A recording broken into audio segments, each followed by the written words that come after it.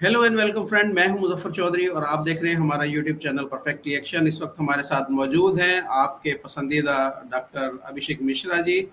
किसी तारुफ के मोहताज नहीं। डॉक्टर साहब, वेलकम टू द शो। नमस्कार, अस्सलाम वालेकुम, कैसे हैं आप? जी नमस्कार, सलाम, आदाब, सत श्री अकाल, ग्रीटिंग्स आपको। आपने मुझे याद किया मुजफ्फर भाई। बहुत अच्छा लगता है जब भी आपसे बातचीत होती है, वार्तालाप होता है, गुफ्तगू होती है, तो बड़ा अच्छा लगता है। Thanks for inviting. बहुत शुक्रिया आपका। बहुत ही हम भी आपके एहसानमंद हैं कि आप भी जो है हमें टाइम देते हैं। ये अच्छा आप डॉक्टर साहब। इतना भारी शब्द ना बोलें कि आप मेरे एहसानमंद हैं। हम आप मेरे भाई की तरह हैं, और ये मेरा भी सौभाग्य है।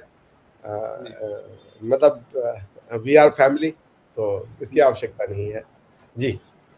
अच्छा, मैंने आपके साथ लाइव करना था। पाकिस्तान का योम आज़ादी जिसे हम कहते हैं वो भी गुजर गया। उसके बाद में भारत का जो इंडिपेंडेंस डे है वो भी गुजर गया। एक्चुअली मेरी फैमिली के अंदर एक, आपको पता है, प्रॉब्लम हो गया था। न्यू बॉर्न बेबी एक हुआ, वो 2 दिन जो है वो हॉस्पिटल में रहा। उसके बाद में उसकी डेथ होगी। इस वजह से मैं कोई ख़ास प्रोग्राम नहीं कर पाया। तो मेरी तरफ से आपको मुबारकबाद हो। आपने जो है वो जो 77th इंडिया का जो इंडिपेंडेंस डे था, उसकी तमाम जो देखने वाले हैं उनको भी इसकी मुबारकबाद हो। धन्यवाद। आपको भी। आपके क्या कहें, आपका इंडिपेंडेंस डे आप कहते हैं, बट आज तक दुनिया का कोई लीगल डॉक्यूमेंट ऐसा है नहीं जिसमें आप ये प्रूव कर पाए कि आपका वो इंडिपेंडेंस डे है। तो जी। इंडियन इंडिपेंडेंस एक्ट अगर आप पढ़ेंगे, आपने पता नहीं पढ़ा है कि नहीं पढ़ा, ये मौका है तो ये भी आपके दर्शकों को पढ़ा दें, जी। ताकि ये पता चले कि कैसे, देखिए, पूरे एक जनरेशन को झूठ और कंस्ट्रक्शन जब हम कहते हैं तो कैसे शिकार बन जाता है पूरा समाज उसका ना। तो उसी की बात हम आज कर रहे हैं कि ये जो इंडियन इंडिपेंडेंस एक्ट अगर आप पढ़ेंगे मुजफ्फर भाई, जी। तो उसमें कहीं भी पाकिस्तान की इंडिपेंडेंस के बारे में नहीं लिखा है। उसमें बस इतना लिखा है कि ये जो इंडिया है, ब्रिटिश इंडिया, ये टूटेगा। और ये टूट करके, ये मैं आपको शेयर कर रहा हूं, अगर आप हो सके तो पब्लिक के लिए भी शेयर कर दीजिए। ये जी। लीजिए। क्योंकि जब आप क्लेम करते हैं ना, तो लीगली इसीलिए आप सारे केस हारते हैं। आप सिर्फ ये ऐसे मुकदमे आप जीत नहीं सकते। उसका कारण ये कि जो पता नहीं क्यों सच नहीं बोलना चाहते। ये देखिए, मैं आपको पढ़ाता हूं। अब ये देखिए, ये इस एक्ट का जो पर्पस है वो लिखा है, an act to make provision for the setting up in India of 2 independent dominions to substitute other provisions for certain provision, blah blah blah. छोड़ दीजिए, उतना कॉम्प्लिकेटेड नहीं जाना। इसका क्या मतलब है कि इंडिया के अंदर 2 डोमिनियंस को पैदा करना, dominion of India, dominion of Pakistan. ठीक है ना, ये है इसका पर्पस। उसके बाद देखिए, इसका पहला सेक्शन कहता है, यही है इंडियन इंडिपेंडेंस एक्ट जिसने कि भारत को आजादी दी।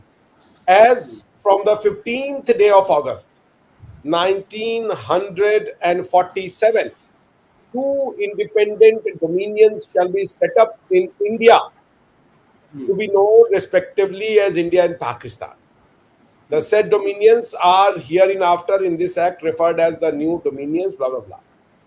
Subject to the provision of section 3 and 4, the territories of India shall be the territories under the sovereignty of His Majesty, which immediately before the appointed day were included in the British India. ठीक है ना?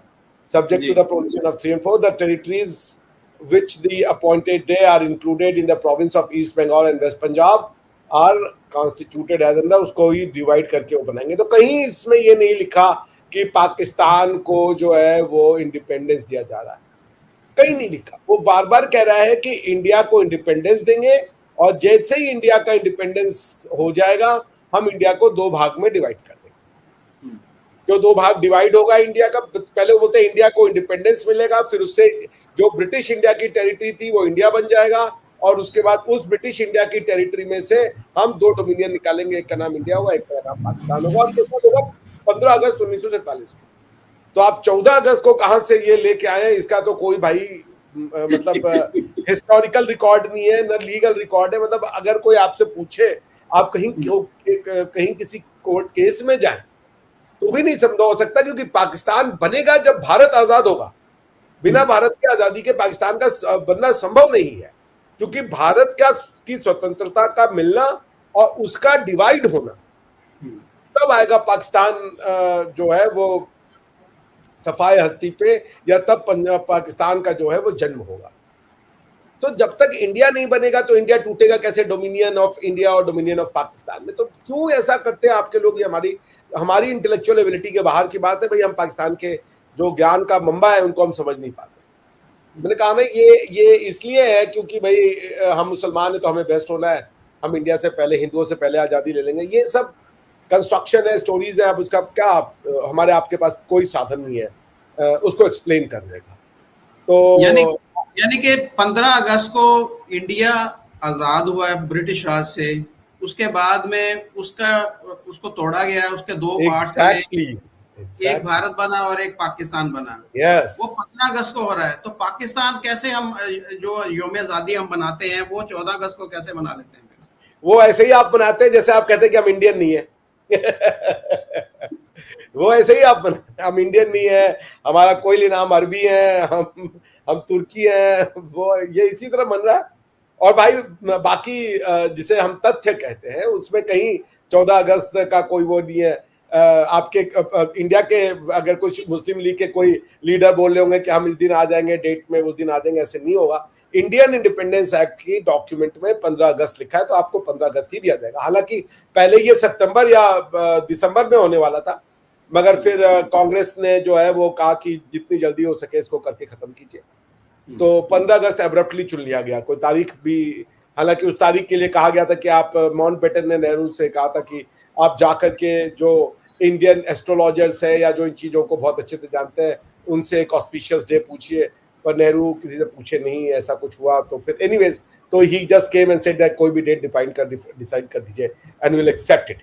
तो पहले India बनेगा फिर पाकिस्तान आएगा। जब तक इंडिया नहीं बनेगा, ब्रिटिश इंडिया से इंडिया और फिर इंडिया से Pakistan, of dominion of Pakistan और डोमिनियन ऑफ इंडिया, क्योंकि इंडिया टूटेगा तो पाकिस्तान वजूद में आएगा। ये सिंपल सा लॉ है। अब अगर इसके लिए भी झूठ बोलना पड़ रहा है तो भाई मुजफ्फर भाई अब क्या करें। मैंने इसके ऊपर एक वीडियो भी बनाई थी, जो हमारे एक मेरे दोस्त है, सादा से दोस्त हैं, पंजाबी हैं, उनके साथ एक गपशप के मूड में वीडियो बनाई थी। उसके ऊपर मुझे पाकिस्तानी, पहले तो पाकिस्तानी देखते कम है, अगर वो देखते भी हैं तो वो नैरो माइंडेड के साथ देखते हैं। उसके अंदर से कुछ इस तरह की चीज़ें निकालते हैं कि वो मुझे अब गालियाँ ईमेल करके मुझे गालियाँ दी गई, उन्होंने गालियाँ दी कि ये तुम क्या कर रहे हो, तुम गद्दार हो, तुम ये हो, तुम फलान हो।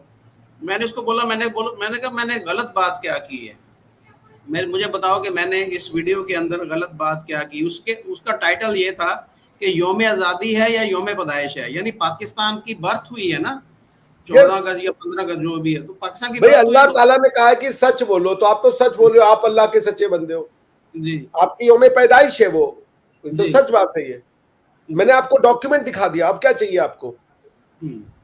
Indian independence act, Indian independent act से ही भारत और पाकिस्तान वजूद में आए ना।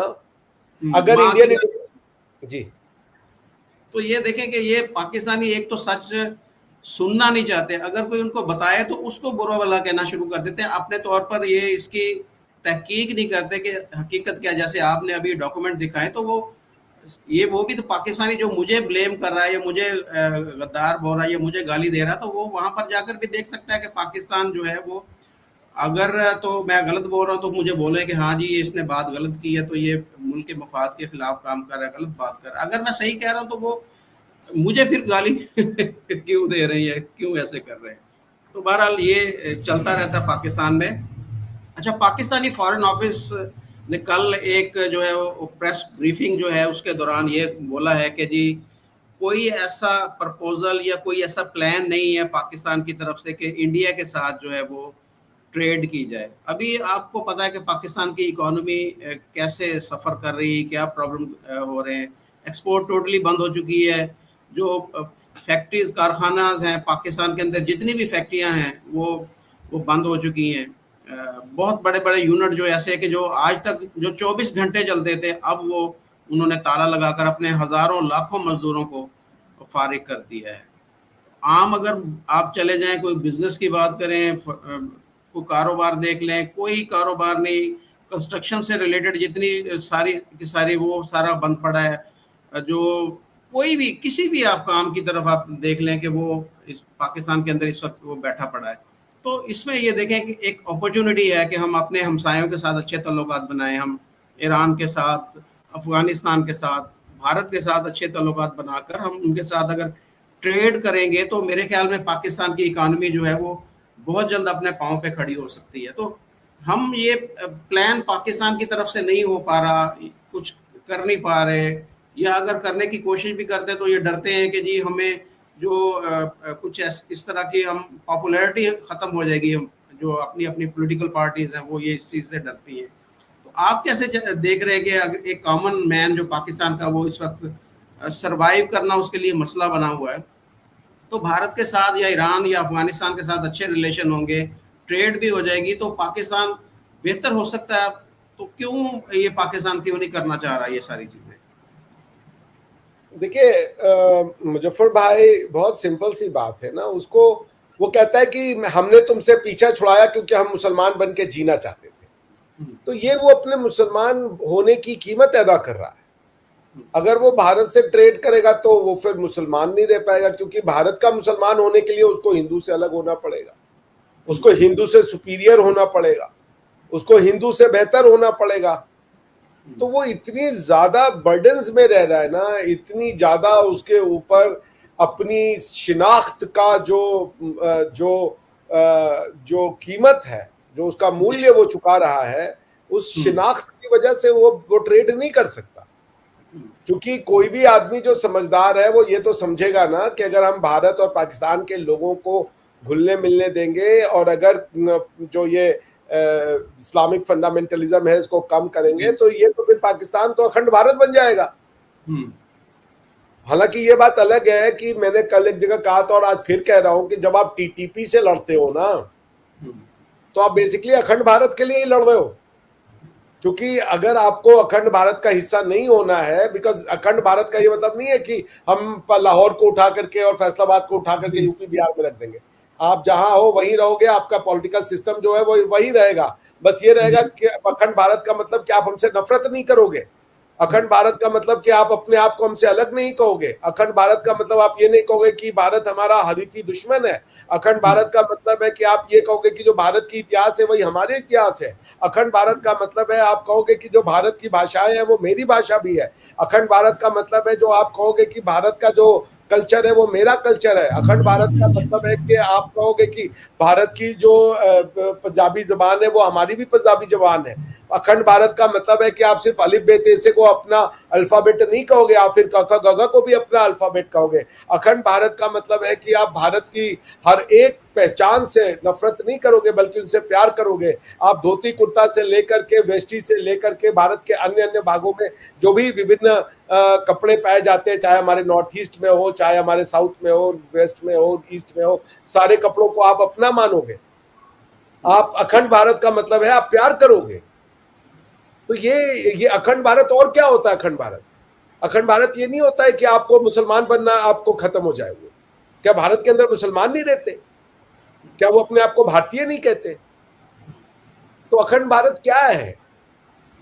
अगर अखंड भारत इतनी बुरी चीज है तो आप फिर टीटीपी को क्यों नहीं आने दे रहे हो? तालिबान तो आपका ड्रीम है, तालिबान तो गुलामों की जंजीरें तोड़ दी, तो आप क्यों गुलामी के जंजीर में रह रहे हो? पाकिस्तान पीनल कोड के अंतर्गत आप क्यों नहीं लगा रहे हो कतर और का शरिया और सऊदी अरेबिया का शरिया? आप क्यों नहीं करते हो पब्लिक में एग्जीक्यूशन? क्यों नहीं लोगों को टांग देते हो? क्यों नहीं लोगों को जो दूसरी तरीके की जो क्रिमिनल एक्टिविटीज होती है उसको शरिया के अंडर में आप वो करते हो? अगर मुल्ला उमर के मानने वाले जो तालिबान को बना के अफगानिस्तान में बैठे हैं वो अगर जंजीरों को गुलामी की तोड़ रहे हैं तो आप भी तो गुलामी की जंजीरें तोड़िए। अगर गुलामी की जंजीरों को तोड़ने का मतलब है कि इलेक्टेड गनी साहब की गवर्नमेंट को हटा करके और तालिबान का जो है वो सत्ता पे काबू कर लेना, अगर इसी को गुलामी की जंजीरें तोड़ना कहते हैं, तो आप टीटीपी से क्यों लड़ रहे हो भाई? वो भी आपके मुसलमान उम्मा के पार्ट है ना, इस्लामिक उम्मा के पार्ट है, आप भी उम्मा के पार्ट हो। आप कह रहे हो नहीं जी हम उम्मा बनाएंगे मगर हमको डेमोक्रेसी चाहिए, रूल ऑफ लॉ चाहिए, पार्लियामेंट चाहिए, इलेक्शन चाहिए। आपने अलग आतंक मचाया हुआ है यार। तो पॉइंट ये है कि मैंने कहा ना, पाकिस्तान में लोग कहते हैं आइडेंटिटी क्राइसिस है ना, नॉलेज क्राइसिस है, ट्रुथ फोबिया है पाकिस्तान में। लोग कहते हैं ना कि पाकिस्तान में कि लोगों को मुसलमानोफोबिया ना, पाकिस्तान के लोगों को ट्रुथ फोबिया है, हिस्ट्री फोबिया है, कल्चर फोबिया है, इंडिया फोबिया है, भारत फोबिया है। सिर्फ इतनी, उनको मुसलमान बनने से कोई नहीं रोक रहा। क्या सऊदी अरेबिया के लोग नहीं आते हमारे यहाँ रहते हैं? क्या सीरियन नहीं रहते हैं इंडिया में? ईरानी नहीं रहते हैं? मगर मुसलमान, भारत के मुसलमान को मुसलमान बनने के लिए अपनी हिस्ट्री पे पहले आग लगाना जरूरी है, अपने कल्चर पे पहले मिट्टी डालना जरूरी है। अगर इसी को इस्लाम कहते हैं तो फिर बहुत बढ़िया भाई, मुबारक हो आपको। वरना अरबों ने तो मूर्ति पूजा भी करवा दी, अब आप क्या कीजिएगा? तो यही है, ये मैं वो भी कहूँ, अखंड भारत का मतलब है भारत से ट्रेड करना। अखंड भारत का मतलब है भारत से ट्रेड जब नॉर्मल हो जाएगा, लोग एक दूसरे की भाषा समझते हैं, एक दूसरे का सामान समझते हैं, एक दूसरे को वो समझेंगे, जब आप ट्रेड करेंगे तो अखंड भारत बन जाएगा भाई साहब। अस्तगफिरुल्लाह। सुपरमेसी का मसला है कि पाकिस्तान चाहता है कि कभी भी जो है वो अपना बड़ा भाई तस्लीम नहीं करेगा भारत को। ये थोड़ा सा करेगा। पाकिस्तान कहता है हम आपको बड़ा भाई तस्लीम करेंगे, कश्मीर भूल जाओ, अपना कल्चर भूल जाओ, अपनी आइडेंटिटी भूल जाओ, सब पे मिट्टी पाओ जी, तो हम आपको अपना बड़ा भाई मानेंगे। बड़े भाई मानने का ये मतलब है। वो तो कहते हैं कि हिंदुस्तान हमारा बड़ा भाई है। और दूसरी चीज, वो भाई नहीं कह सकते, वो लिटरली चले गए हैं। ये बात मोहम्मद बिन जायद तो कह सकते हैं कि मोदी मेरा भाई है, my brother prime minister Modi, पर क्या शहबाज शरीफ, नवाज शरीफ, इमरान खान और जो भी है, मरियम नवाज क्या कह पाएंगी कि प्रधानमंत्री मोदी हमारे भाई हैं? उफ, एक काफिर, एक नजस को भाई, अस्तगफिरुल्लाह। देखिए, नवाज शरीफ ने मेरे ख्याल में कहा था एक दफा, मोदी जी को भाई कहा था, और उसका खुमियाजा अभी तक भुगत रहा है कि उसको दोबारा से कुर्सी के ऊपर बैठने नहीं दिया। कि वो बेचारा अब देख रहा है कि मेरी बारी कब आएगी, कब मुझे दोबारा से पावर मिलेगी। वो इसी का खुमियाजा भुगत रहा है। जैसे हसीना वाजिद के साथ उधर बांग्लादेश में हुआ, पाकिस्तान में वही काम जो है वो नवाज शरीफ के साथ भी हुआ है।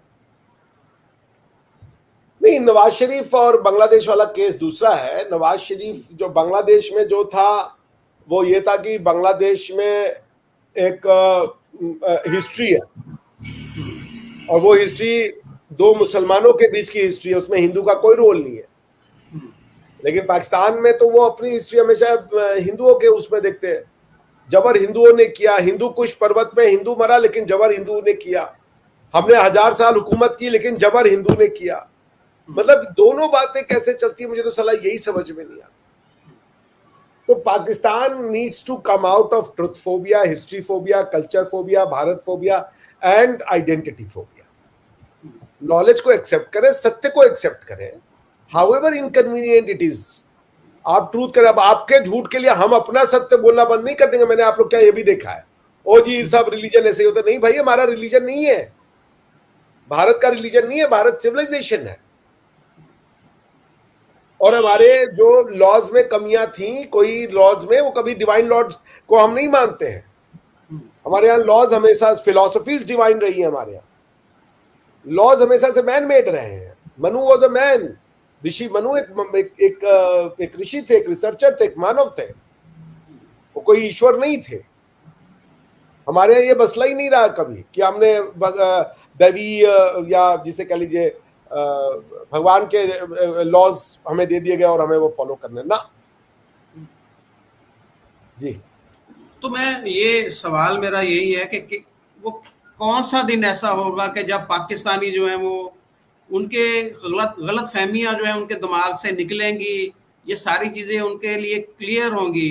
कोई दिन ऐसा समझते हैं ऐसा होगा कि हमें अपनी हिस्ट्री का पता चल जाएगा, हम सारा जो सच है वो सुनना भी गवारा कर लेंगे और उसके ऊपर यकीन भी कर लेंगे। आया आप समझते हैं कि कोई ऐसा दिन आएगा कि पाकिस्तानी जो है वो भी उनके भी दिमागों में जो एक नफरत, एक वो घुस भरा हुआ है, वो बाहर निकलेगा और उनको भी हकीकत का पता चल जाएगा और वो भी आपको, मैं जैसे आपको भाई मानता हूँ, पाकिस्तानी भी इंडियन को अपना भाई मानेंगे कभी नहीं, पहले हमें तो इंडियन वाले भाई मान ले सच्चे दिल से, ठीक है ना।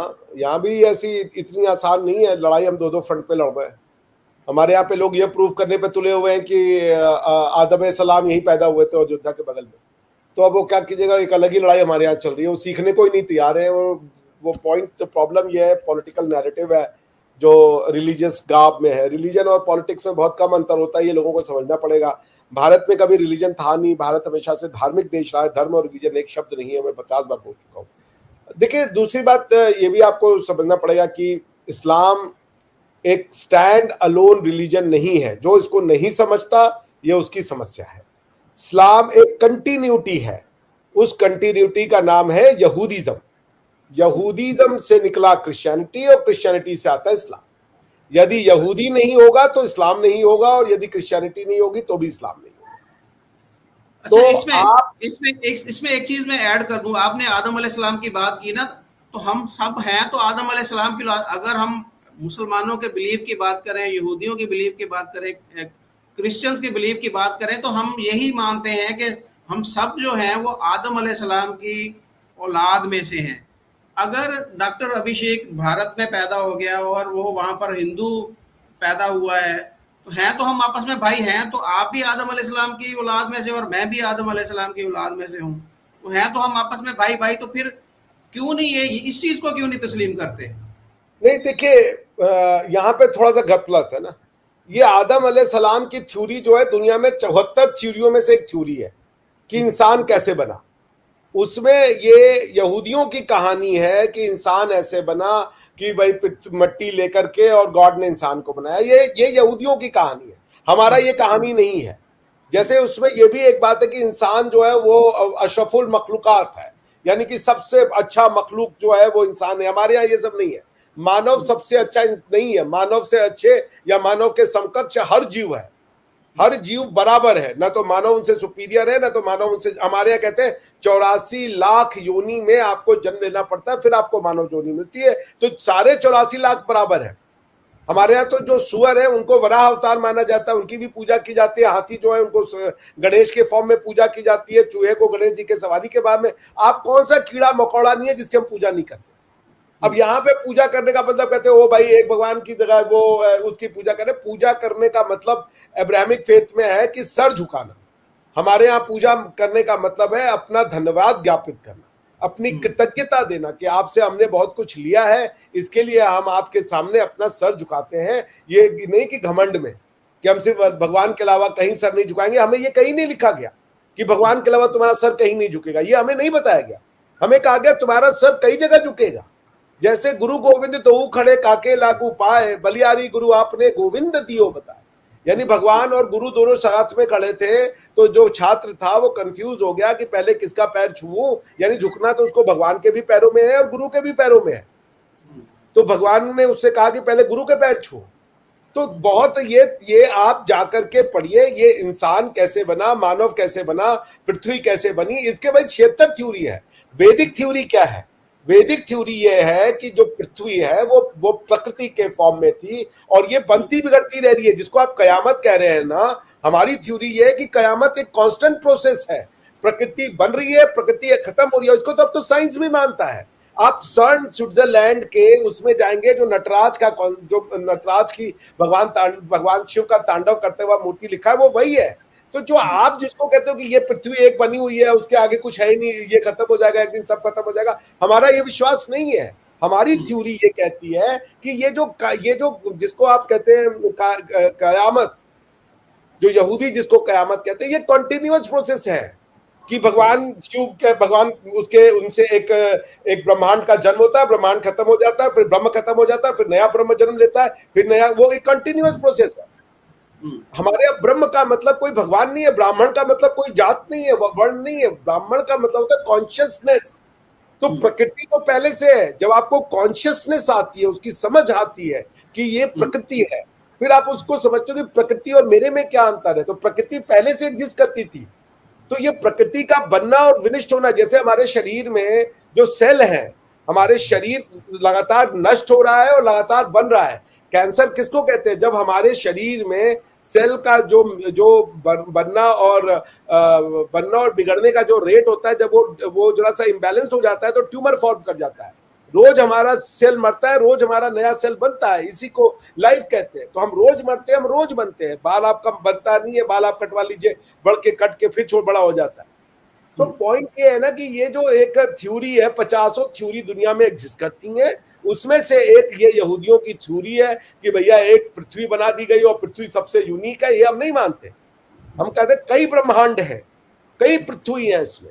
और हम ये भी कहते हैं कि ये जो कयामत है ये लगातार हो रहा है। पृथ्वी बनेगी, कहीं और पृथ्वी का निर्माण होगा, फिर एक कोई पृथ्वी बनेगी, फिर कोई निर्माण होगा। पृथ्वी मतलब ब्रह्मांड, अब तो पृथ्वी की बात भी नहीं कहते। तो ये सतत प्रक्रिया है। और उसी तरीके से जब भगवान आंखें बंद करते हैं तो ये जो आपका प्रकृति दिखती है ये खत्म हो जाती है, फिर आंख खोलते हैं तो नया ब्रह्म प्रकृति में के फॉर्म में आ जाता है, नई कॉन्शियसनेस आ जाती है। तो ये थ्योरीज का खेल है। उन थ्योरीज को आपको समझना पड़ेगा। जब तक आप नहीं समझेंगे, कयामत को आप एक जबरदस्त कॉन्सेप्ट मान लेंगे, तो फिर वो दिक्कत ये कि मुसलमान को मानना पड़ता है। तो मेरा पॉइंट डॉक्टर साहब ये था कि मैं कहता हूँ कि एक दफा आप भी इस चीज को मान लें, चले जो यहूदी कहते हैं या क्रिश्चियन कहते हैं या मुस्लिम जो कहते हैं कि जी हम सब आदम अलैहिस्सलाम की कौम है, एक दफा वो मान भी लें, तो ये खुद ही उस चीज की नफी कर रहे हैं ना कि डॉक्टर अभिषेक को अपना भाई क्यों नहीं मान रहे। अगर आदम अलैहिस्सलाम के सब हम बेटे हैं तो आप भी उसी के बेटे हैं, तो आप तो हमारे भाई हुए ना। तो फिर मैं ये कहता हूँ कि फिर एक डॉक्टर अभिषेक को सिर्फ मजहब की बिना पे उससे नफरत क्यों की जाती है? तो ये नहीं कहा गया ना कि हम ये कहा के लिखा है कि जो आदम अलैह की औलादे सब भाई भाई हैं। कहाँ लिखा है ये एक जगह बता दी है, या तो इब्राहिम की, या तो किसी बाइबल 1 में बता दी है जिसको ओल्ड टेस्टामेंट कहते हैं। बाइबल ये मुसलमान कहते हैं कि ये आदम अलैहिस्सलाम के मुसलमान बहुत कुछ कहते हैं, पर वो उसका कोई बेसिस नहीं है। मुसलमान ये कहना चाहते हैं कि यहूदी से लेकर के शुरू से अब तक सब इस्लाम था, इसलिए वो अपने आप को जोड़ते आदे सलम वो क्या नाम है एडम से। उनको जूस मानते ही नहीं है। जूस कहते क्या लेना देना यार, तुम जबरदस्ती अब्राहम का जो दूसरा बच्चा था उससे थ्रू अपना अम्बिलिकल कॉर्ड जोड़ते हो। भाई यहूदी क्यों नहीं कन्वर्ट कर रहा है? यहूदी क्यों नहीं तलवार ले जाके कह, उसको क्यों ये पागलपन नहीं समाया है कि दुनिया में कयामत आएगी और दुनिया में सबको मुसलमान, सबको यहूदी बना दे? ये ज्ञान तो उसको आया हुआ है ना, ये ज्ञान तो उसको आया। मेन ज्ञान तो यही है ना कि भाई ला इलाहा इल्लल्लाह, यही तो मेन ज्ञान है ना, और उसके रसूल है जी। तो सारा का सारा खेल। देखिए रसूल भी जो है वो यहूदियों का आना था, यहूदियों के अलावा सबके आ गए। तो प्रॉब्लम ये है कि आप ये समझना पड़ेगा आपको कि ये एक जो अरेबियन पेनिनसुला की जो ये कॉन्सेप्ट है उसको आप यूनिवर्सल नहीं बना सकते। जैसे मैंने आपसे कहा कि कयामत पे हमारा कोई विश्वास नहीं है, क्योंकि कयामत रोज हो रहा है भाई। पृथ्वी और ब्रह्मांड, नए ब्रह्मांड बनते हैं, नए ब्रह्मांड खत्म हो जाते हैं, ब्लैक होल कहते हैं उसको। तो ब्रह्मांड का निर्माण होना, ब्रह्मांड का मिटना, ये सतत प्रक्रिया है। ये कोई पृथ्वी ऐसी नहीं कि एक ही पृथ्वी है दुनिया में और बाकी कहीं पृथ्वियां नहीं है। ऐसे कई ब्रह्मांड हैं, कई गैलेक्सियां हैं, कई वो हैं। अब तो ये प्रूव हो चुका है। तो पॉइंट ये कि वो थ्योरी दूसरी है। उस थ्योरी के बेसिस पे यहूदियों को प्रॉमिस किया गया कि हम अब्राहम के वंशजों को उसका वो देंगे। यहूदियों की थ्योरी ये है कि अब्राहम और एडम और ईव से निकले हुए बच्चे क्या नाम है, केन एंड एबल। केन ने अपने भाई को मार डाला, फिर उसकी पता नहीं, जब उसके 2 ही बच्चे थे, उसकी लड़की कहां से मिली मैं नहीं जानता, बड़े झोल है उसमें। फिर केन भाग गए, वो उन्होंने एक नया ट्राइब चलाया। तो वो ट्राइब के हिसाब से, नेशन के हिसाब से कहते हैं। वो नहीं कहते कि सब नेशन भाई भाई हैं। वो अपने जुडिशियम का ट्राइब को ढूंढते कि एबल से जो बच्चे निकले, जो केन के बच्चे हुए, ऐसे करके वो अपना ट्राइब ढूंढते हैं। तो ये जो क्रिश्चियंस हैं वो भी यहूदी की तरह नहीं है। क्रिश्चियन और मुसलमानों को ही सिर्फ कन्वर्ट करने का ये भूत काटा हुआ था, बाकी किसी को नहीं भूत काटा है कन्वर्ट करना। तो भारतीय वो करते हैं, और अगर करते भी है तो जैसे बुद्धों ने भी बुद्धिज्म ने भी कन्वर्ट किया है, लेकिन वो लोकल कल्चर को नहीं समाप्त करते, लोकल भाषा को समाप्त नहीं करते थे। जो ये जो ट्रेडिशन है इस्लामिक और ये लोकल कल्चर भाषा खत्म कर देती है। अब मुसलमान कह रहा है संस्कृत हमारी भाषा नहीं है जी, संस्कृत बोलेंगे तो मुसलमान नहीं रह जाएंगे जी। इफ नमस्ते बोल दिया तो मुसलमान नहीं रह जाएंगे। हम जी सारे जहां से हिंदुस्तान बोलेंगे मगर वंदे मातरम नहीं बोलेंगे जी। क्यों? क्योंकि उसका इंटरप्रिटेशन है कि माँ की पूजा करना। अरे भाई वंदे योगा नहीं करते, योगा नहीं करते ये जी, ये भी इस्लाम के ये मना कहते जी। अब इसको क्या कहिएगा मुजफ्फर भाई, इसको क्या कहिएगा इस थॉट प्रोसेस को? अगर इतनी सी बात नहीं समझ में आ रही है, नहीं समझना चाहता कोई, वो गर्दन काटना चाहता है, तो आप हम लोग अपनी गर्दन बचा भी नहीं सकते, क्योंकि सामने वाले का काम है काटना। आप कितना भी बड़े होशियार बनेगा, लेकिन ये कि गर्दन कटाने के डर से हम चुप होके बैठ जाएंगे, ये भी नहीं होगा। तुम्हारा काम गर्दन काटना है, हमारा काम बोलना है। न तुम अपनी बात से डरोगे, ना मैं अपनी बात से डरूंगा। मैं कॉन्सेप्ट बताता रहूंगा। मैं बार बार कहूंगा मैं मुजफ्फर भाई से भी प्यार करता हूं। मुझे मुजफ्फर भाई 5 वक्त की नमाजी है, मुझे बहुत अच्छे लगते हैं, बिकॉज मैं इनके जैसा ही इस्लाम चाहता हूं। भाई मैं तो अरबों ने भी खोल दिया यार, अब तो मंदिर बना दी, धीरे धीरे वो भी चेंज कर रहे हैं। सारी दुनिया में गुस्सा बढ़ रहा है, लेकिन आप जैसे लोग हैं जो उस गुस्से को कम करते हैं। जैसे हमसे कई लोग कहते हैं भाई देखो भारत में ये हो रहा है, तुम देखो मुजफ्फर भाई के साथ शो करते हो। भाई मुजफ्फर भाई उनमें से अलग है। मुजफ्फर भाई वो बात कहना चाहते हैं जो दोनों देशों के बीच, दोनों, ये भारत के मुसलमान के लिए भी ये शो चल जाएगा। ये मुजफ्फर भाई को क्या भारत का मुसलमान नहीं देखेगा? देखता है, वो भी देखता है, वो भी गाली देता भारत का ही मुसलमान देखता है मुजफ्फर भाई को। तो भाई हमें मुजफ्फर भाई के इस्लाम रिलीजन से कोई प्रॉब्लम नहीं है। मैं एक सच्चा सनातनी वैदिक हिंदू तभी बनूंगा जब मैं कहूंगा कि मुजफ्फर भाई को उनका अल्लाह मियां बहुत बहुत मुबारकबाद हो। मुजफ्फर भाई 5 वक्त की नमाज पढ़े, मेरे घर में आके पढ़े, मैं पढ़वाऊंगा। पॉइंट ये है कि शरिया जो है एज अ लॉ वो तो कहीं नहीं बचा, पाकिस्तान में नहीं है। नहीं देना चाहते शरिया, तभी टीटीपी से लड़ रहे हो। तो फिर ये जिद क्यों कि शरिया फॉर यूके, शरिया फॉर यूएस, शरिया फॉर कनाडा, शरिया फॉर फ्रांस, शरिया फॉर इंडिया, शरिया फॉर ये? अरे भाई क्यों भैया? हेलो, ये बात तो अब इसरार अहमद कह चुके हैं कि सारी दुनिया बोलती है कि हमें इस्लाम के मजहब से कोई प्रॉब्लम नहीं है, हम सम्मान करते हैं, प्यार करते हैं। प्रॉब्लम तो इस्लाम के दीन की है। वो कह रहे कि हमें मजहब में कोई प्रॉब्लम नहीं है, सारी दुनिया हमारा मजहब मानती है और हमें सम्मान देती है। अब इसरार अहमद को सुन लें, वो कह रहे मगर हमें तो दीन चाहिए, हमारे पैर की जूती बन के रहेंगे ये काफिर, इनको वो जजिया देना होगा, वो बनेंगे क्या कहते हैं, धिम्मी, वो धिम्मी बनाना है हमें। ये तो एम्बिशन है। अब क्या कीजिएगा इसका? मैं कह रहा हूं मुजफ्फर भाई मेरे भाई हैं, और मुजफ्फर भाई कहेंगे नहीं मैं तो अभिषेक जी को धिम्मी बनाऊंगा, तो गड़बड़ होगी। मगर मुजफ्फर भाई कह रहे हाँ अभिषेक भाई आप मेरे भाई हैं, तो कोई गड़बड़ नहीं है। अब वो उनकी गलती नहीं है, वो इस्लाम में पैदा हुए, उन्होंने अपनी जिंदगी इसके साथ गुजारी, वो 5 वक्त की नमाज पढ़ते हैं। अब उनको नमाज एक सुकून देता है दिल का, उनके लिए अल्लाह उनकी इबादत का एक जरिया है, उनको वही सुकून देता है। उनको नहीं पता कि दुनिया में कुछ और एग्जिस्ट करता है, उनका ब्रह्मांड उनके दिमाग में है।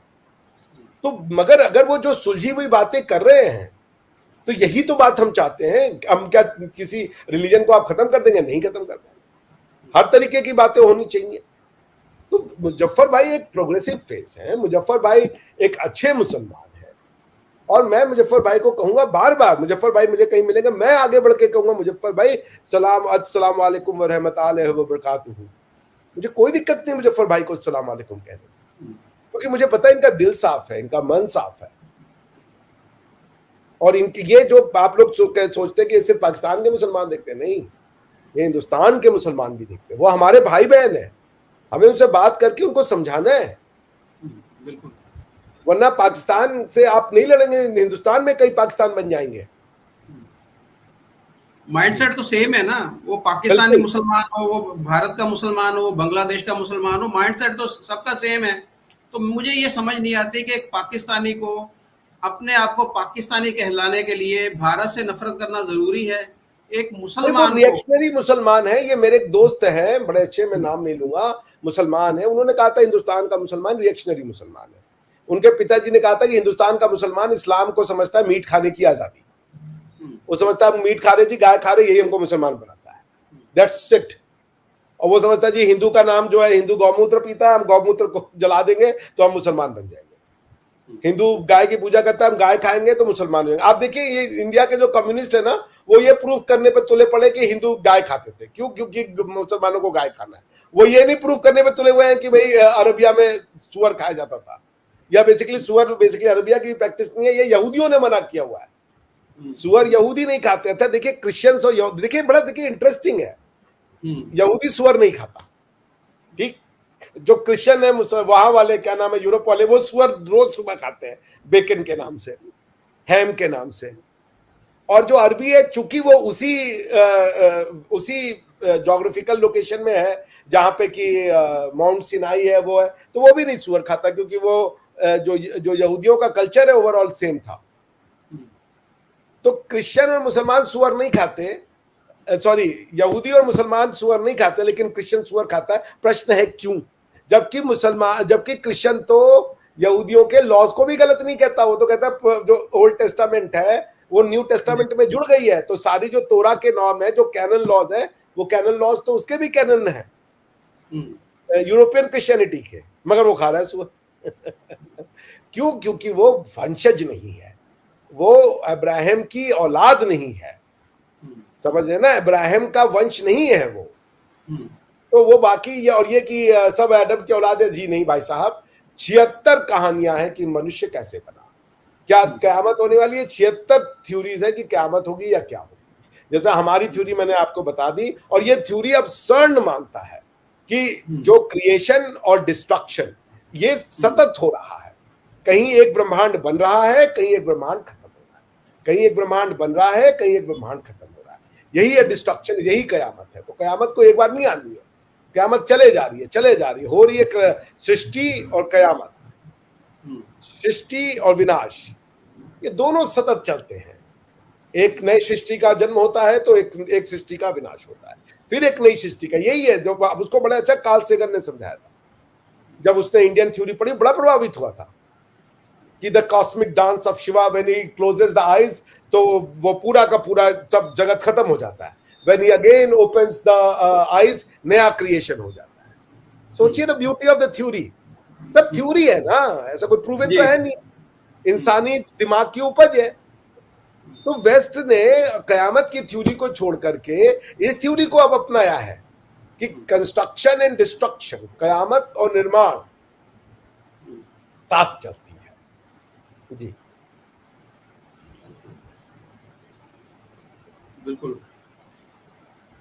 जी, उम्मीद करता हूं कि हमारे जो दोस्त हैं, कुछ भाई हैं जो तनकीद करते हैं हम पे, तो उनको ये बातें सुनकर समझ आ गई होगी, और अगर वो सही तरीके से सोचे समझे तो मेरे ख्याल में ये जो हम आपस में लड़ाई झगड़ा, नफरत और ये सारी चीज़ें दिल में लिए फिरते हैं, तो ये सारी चीज़ें ख़त्म हो सकती हैं कि हम दूसरे को भी स्पेस दें।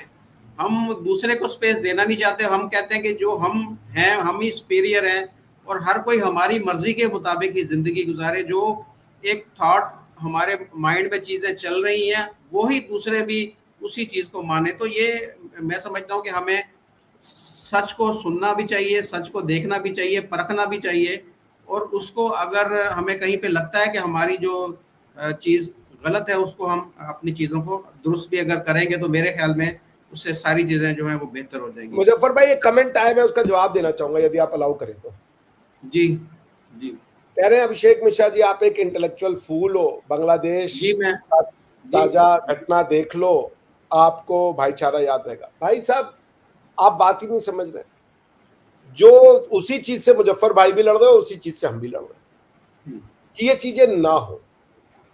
इंडिया में रेप होता है, अभी एक बच्ची का रेप हुआ कलकत्ता में, तो क्या आप कहोगे कि भाई साहब आप तो बेवकूफ हो जो लड़कियों को पढ़ने की बात करते हो, लड़कियों को डॉक्टर बनाने की बात करते हो, बेटी पढ़ाओ बेटी बचाओ की बात करते हो? समाज में होगा ये चीजें। हम बेटियों को पढ़ाना बंद कर देंगे क्योंकि कोई रेप बन रहा है, रेपिस्ट कर रहा है हमारी बच्ची का? मेरी बच्ची के साथ हो सकता है, पर मैं तो भेजूंगा उसको पढ़ने, समाज में बाहर भी भेजूंगा मैं उसको। दरिंदे तो कहीं भी घूमते हैं। तो पॉइंट ये है कि मैं क्यों ऐसा करता हूं, मैं आपको ये बात बताना चाहता हूं। क्यों? क्योंकि आप मुझे आज फूल कर रहे हो। आपका सोल्यूशन क्या? बात मत करो जी, खत्म करो, छोड़ दो। मेरा क्या है सोल्यूशन? मुझे ये पता है, जो मेरा कॉन्सेप्ट है बहुत क्लियर है कि इस्लाम यहूदी जो थ्योरी है उसका एक लास्ट रिजॉर्ट है, उसके बाद यहूदी वेट कर रहे हैं। यहूदियों ने अपना रास्ता बदल दिया। यहूदी कहते हैं कि भाई हम तो इंडियन हैं, अरे सॉरी हमें तो इंडियन से प्यार है। एक यहूदी जो बहुत ज्यादा कट्टर होता है ना, वो ये बात कभी नहीं कहेगा। जो यहूदी जिसको आप कहते हैं जो ऑर्थोडॉक्स होते हैं, वो हिंदुओं से उतनी ही नफरत करता है जितना कि कोई नॉर्मल आदमी, जितना मुसलमान समझ ले। लेकिन पॉइंट ये है कि ये जो आप बात करो कि हम बात नहीं करें, हम समझाएं नहीं, भाई मुजफ्फर भाई और हम बैठ के दोनों समाज के बीच में उस चीज को एक्सप्लेन करना चाहते हैं कि ये आइडियाज क्या हैं, कौन सी बात है जो समझ में नहीं आ रही। बातचीत मैंने ये कब कहा कि मैं पाकिस्तान के साथ पूरी दोस्ती कर लो, ट्रेड खोल दो, ये तो मैंने कभी नहीं कहा। लेकिन आपको बातें तो उस तक पहुंचानी होंगी जो मुजफ्फर भाई काम कर रहे हैं। लोगों को एजुकेट तो करने दें ना, लोगों को समझाने तो दें। ये इसके ऊपर भी पाबंदी है कि हम लोगों को समझा नहीं सकते, उनको बता नहीं सकते।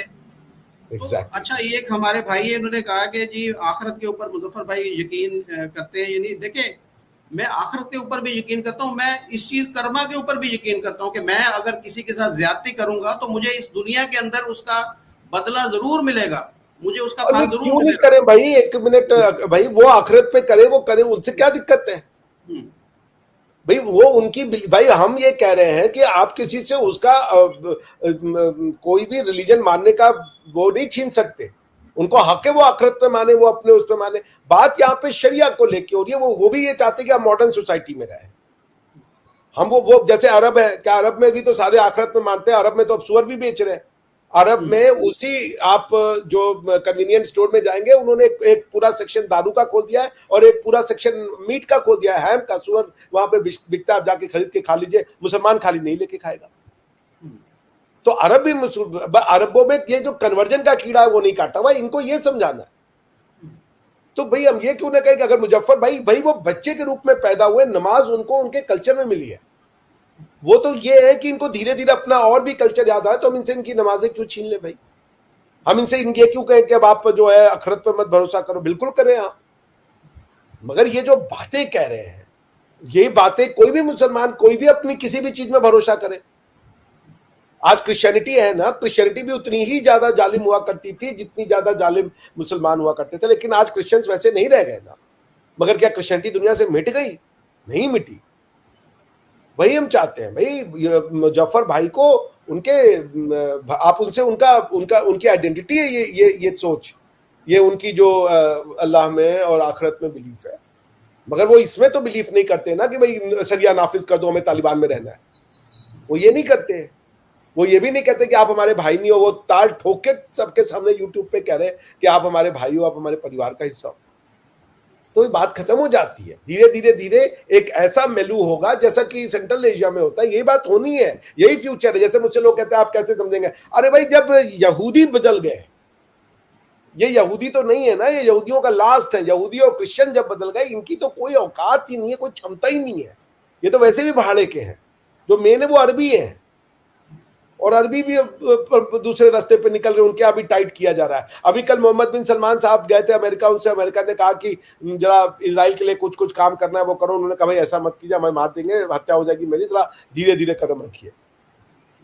तो समय सबका आएगा, समय सबका आएगा। तो मुजफ्फर भाई जैसे लोग अच्छे लोग हैं। क्या रिजवान जी हैं, वो नहीं कहते कि मुसलमान है। डॉक्टर रिजवान अहमद है जो फेस टू फेस चलाते हैं, बड़े अच्छे, वो कहते हैं मैं मुसलमान हूं। तो वही अगर वो अपनी आइडेंटिटी रखना चाहते हैं, उस चीज के साथ पैदा हुए हैं, उसी कल्चर में बड़े हैं, तो ये मत कहिए कि ये इसमें बिलीव करता है, वो उसमें बिलीव करता है। भाई उनके पास भी यही कहने का, ये तो मूर्ति पूजा में बिलीव करता है ना। ऐसे नहीं चलेगा। हमें एक दूसरे को समझना पड़ेगा, एक दूसरे के साथ। ये हमारे परिवार का हिस्सा। मैं अरबों को समझाने में इंटरेस्टेड नहीं हूं। ये हमारे परिवार का हिस्सा है। अरब मेरा परिवार नहीं है। तो मेरे परिवार में ये है, और ये अगर एक पर्टिकुलर तरीके से पूजा पद्धति में विश्वास करना चाहते हैं, इनका हक है। नमाज पढ़ना चाहते हैं, इनका हक है। 5 बार नहीं 50 बार पढ़े, इनका हक है। मेरे भाई हैं, मेरे घर में आके पढ़े, मुझे कोई ऑब्जेक्शन नहीं है। हाँ, अब ये कहें कि भाई शरिया लॉ लगाना है, गजवा हिंद करनी है, ये सब बात करते तो बेचारे उल्टा गजवा हिंद के अगेंस्ट में बात कर रहे हैं। वो कह रहे हैं कि हम सब एक ही पूर्वज है, लाके अपने क्वेश्चन सड़कों पे पूछ रहे हैं। मुजफ्फर भाई, जरा इनके क्वेश्चन देखिए। अभी मैं देख रहा था 2-3 दिन पहले मुजफ्फर भाई ने एक शो किया कि पहले देश या पहले रिलीजन। अगर मैं गलत नहीं हूं तो मुजफ्फर भाई आपने किया ये कल या परसों? बिल्कुल किया, बिल्कुल किया। तो और बल्कि मैंने एक पंजाबी के अंदर भी किया था। मैंने ये पूछा था कि हम पहले क्या थे, आज से 5-6 पीढ़ी पहले जो है हम लोग क्या थे। तो ये भी मैंने सवाल किया था, लोगों को पता ही नहीं इसके बारे में। उनको बताया कि हाँ भी अपनी तहकीक तो करो कि हम पहले थे क्या। तो ये चीज़ें तो पाकिस्तानी को पता ही नहीं, ना ही इसके ऊपर वो बात करना चाहते हैं, ना सुनना चाहते हैं। और अगर कोई बात करे तो उसको आगे से गालियां देना शुरू कर देते हैं। तो ये सारी चीज़ें तो इधर चलती हैं। देखिए वही मैं कह रहा हूँ कि देखिए कई तरीके का मुसलमान होंगे। हमें एक ताहिर गोरा जैसे मुसलमान चाहिए जो कहे कि ये मैं हिंदू हूं। मैं हिंदू होने का मतलब नहीं है कि मैं मुसलमान होना बंद हो जाता हूँ। हमें तारिक फतेह टाइप के मुसलमान चाहिए जो कहें कि मैं हिंदू हूँ। और भी हैं, अजूक आजमी जी हैं, बहुत से लोग हैं, वो लोग अपने रिलीजन को मानते हैं, मगर वो अपने मैं समझाने की कोशिश अगर करूं कि मैं लाइलपुरिया हूं, मैं फैसलाबाद के अंदर रह रहा हूं, लाइलपुर के अंदर रह रहा हूं, तो मैं लाइलपुरिया हूं। ये जो खित्ता पूरा है ये हिंद कहलाता था। ये अभी तो खैर हम पाकिस्तान में इसको कहते हैं, लेकिन ये पूरा का पूरा हिंद था पहले। और हिंद के अंदर रहने वाले सारे वो हिंदू थे। वो उसका रिलीजन से कोई ताल्लुक नहीं है, उसका ताल्लुक है उस खित्ते के अंदर रहने से, कि आप उस खित्ते के अंदर रहते थे, आप हिंद के अंदर रहते थे तो आप हिंदू थे। तो ये चीज समझाने की जरूरत है। उसका मतलब ये नहीं कि हिंदू बनने के लिए आपको अपना रिलीजन चेंज करने की जरूरत है, आप मुसलमान से हिंदू वही मैं कह रहा हूँ कि आप धीरे धीरे धीरे धीरे एक कल्चर के बाद लोग एक्सेप्ट करने लगते हैं। वो कल्चर एक्सेप्ट करेंगे, बात खत्म हो जाएगी। वो लोहड़ी मनाए, वो गिद्दा पाए, वो डांस करे, तो बज ही रहे गाने, कोक स्टूडियो में बज रहे हैं, नहीं बज रहे सारे के सारे पंजाबी गाने। तो जिस दिन ये अपने कल्चर से प्यार करेंगे और एक प्रक्रिया धीरे धीरे शुरू होती है। जैसा भी किसी ने कहा कि वो किसी को सुनो, दिमाग को खोलो, भाई जो वो कर रहे हैं वो उनका वो तरीका है, वो उस तरीके से चले। हर आदमी के अलग अलग तरीके हैं ना। इस दुनिया में टेररिस्ट से लड़ने के लिए क्या सिर्फ आर्मी का तरीका है कि आर्मी भेज दो?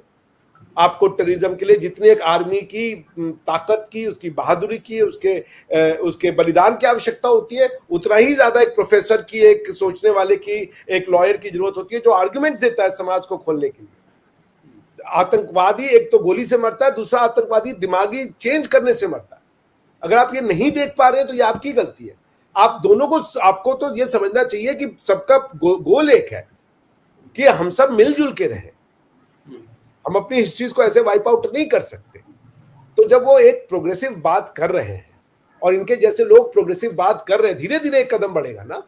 आप सोचे एकदम एक्सट्रीम कदम बढ़ जाए, ऐसे नहीं होती चीजें। तो इसलिए मैं कह रहा हूं कि मुजफ्फर भाई का हाथ मजबूत करें, उनकी सोच। वो बेचारे जहां रहते हैं वो इतना बोल रहे हैं, भाई वो शेर हैं। वो जहां रह के ये बोल रहे हैं, उनके अंदर बूदा समझिए, ऐसा वैसा बूदा नहीं है उनका। और कोई बहुत ज्यादा डॉलर भी नहीं कमाने की, भाई 3-4 हजार डॉलर उनको मुश्किल से 400-500 डॉलर मिलता है। मगर आदमी चूंकि विश्वास करता है तो ये कर रहा है। वो हिंदुओं को बचाने के लिए गए हैं, कई जगह पे वो लोगों को लेके गए, वो बोलते हैं ये बात सब खुल करके, क्योंकि वो जानते हैं कि उनका भी इतिहास, हमारा इतिहास एक है। हम राम को पूजते हैं, कोई शिव को पूजता है, कोई कृष्ण को पूजता है, कोई अल्लाह को पूजता है। अब कोई कहे हाँ वो है, मगर उनकी किताब में वो लिखा है। भाई तो धीरे धीरे लोग अपने इसको सिर्फ कल्चर का पार्ट बना देंगे। धीरे धीरे लोग फिर जब वो शरिया लॉ की डिमांड खत्म कर देंगे, बस एक कल्चर के रूप में रहेगा। फिर सारी दुनिया कॉन्स्टिट्यूशनल गवर्नेंस की ओर जाएगी। ये भी आएंगे। मैं ये, अब लोग कहते हैं अच्छा ये कभी नहीं बदलेंगे। मैं तो ताल ठोक के कह रहा हूं 50 साल से ज्यादा, अगर ये 50 या 100 इससे ज्यादा अगर ये फॉर्म ऑफ इस्लाम रह गया, आप जो कहिएगा मैं हार जाऊंगा। शरिया लॉ का कोई फ्यूचर नहीं है। इनको जाना रेनेसा के रास्ते पे है, और उस रेनेसा की शुरुआत मुजफ्फर चौधरी ने कर दी। इनको समझ में आ गया है वो बात, तो उनका हाथ थामिए। इनको इनके आइडेंटिटी पे हमें वो करना चाहिए। बिल्कुल आखिरत पे भरोसा करें, नमाज पे भरोसा करें 5 वक्त का करें, अच्छे है, क्यों ना करें। उनका कल्चर का पार्ट है। उनके माता पिता, उनके दादा परदादा ये सब करते थे, तो क्यों छोड़ दें रातों रात। हाँ, वो ये भी कह रहे कि हम दिवाली भी बनाएंगे, यही खूबसूरती है, यही तो हम लोग चाह रहे हैं। किसी को मिटाने की कोशिश करेंगे ना तो कोई मिटता नहीं, साथ में हम सब कोशिश करेंगे। और यही दुनिया, ये इनको सीखना, ये मुजफ्फर भाई ने पाकिस्तान को सिखा दिया। ये अपने यहाँ के उन पढ़े लिखे पीएचडी प्रोफेसर से कहीं ज्यादा अक्लमंद है, जिन्होंने पीएचडी लेकर के ऐसी बातें करते हैं जिसका कि भेजी में समझ में आ रहा है। इसीलिए कहते हैं कि पोथी पढ़ पढ़ जग मुआ, पंडित भयानक होए, पढ़े जो ढाई आखर प्रेम का, ढाई आखर प्रेम का, पढ़े सो पंडित होए। तो इन्होंने प्रेम की भाषा पढ़ ली। अब ये पीएचडी से बेहतर है। He is technically professor Muzaffar Chaudhary. बहुत शुक्रिया डॉक्टर साहब आपका, आपने बहुत ज्यादा ही तारीफ कर दी। मैं इस तारीफ के काबिल नहीं हूँ, लेकिन जितनी कोशिश नहीं, आप बिल्कुल इस तारीफ के काबिल है ना। मैं झूठी तारीफ नहीं करता, मैं प्रोफेसर हूँ। मेरा काम है, जो बच्चा कमजोर होता है उसको मैं बता देता हूँ कि बेटा तुम्हारा भविष्य नहीं है इसमें, तुम आगे बढ़ो, कहीं और देखो। मेरा काम है टैलेंट को पहचानना, उनका निर्माण करना और उनको आगे बढ़ाना। मैं चाणक्य को मानता हूं। चाणक्य ने कहा था कि शिक्षक साधारण नहीं होता, प्रलय और निर्माण उसकी गोद में खेलते हैं। तो मुझे पता है, मैं एक शिक्षक के रूप में, एक अध्यापक के रूप में, एक रिसर्चर के रूप में आपके टैलेंट को पहचान सकता हूं। और टैलेंट उम्र की मोहताज नहीं होती कि 7 साल में आ गया, 17 में आ गया तो टैलेंट है, 50 में आया तो नहीं। भाई ऐसा नहीं है। टैलेंट कभी भी आ सकता है। और आप एक टैलेंटेड हो, आप एक बहुत समझदारी की बात कर रहे हो, भाईचारगी की बात कर रहे हो, और मेरा आपके साथ है। और मैं समझता हूँ मेरे भारतवासी, मेजॉरिटी भारतवासी आपके साथ। जी बिल्कुल जी, बिल्कुल। हमारे भाई जो है मुझे मैसेजेस भी करते हैं, ईमेल्स भी करते हैं, और बहुत ज़्यादा सपोर्ट भी करते हैं। जब मैं परेशान होता हूँ तो मुझे हौसला भी देते हैं। तो मैं बिल्कुल, मुझे पता है कि आप सब लोग हमारे साथ हैं। तो thank you very much doctor साहब, आपके वक्त का बहुत शुक्रिया आपका। Thank you.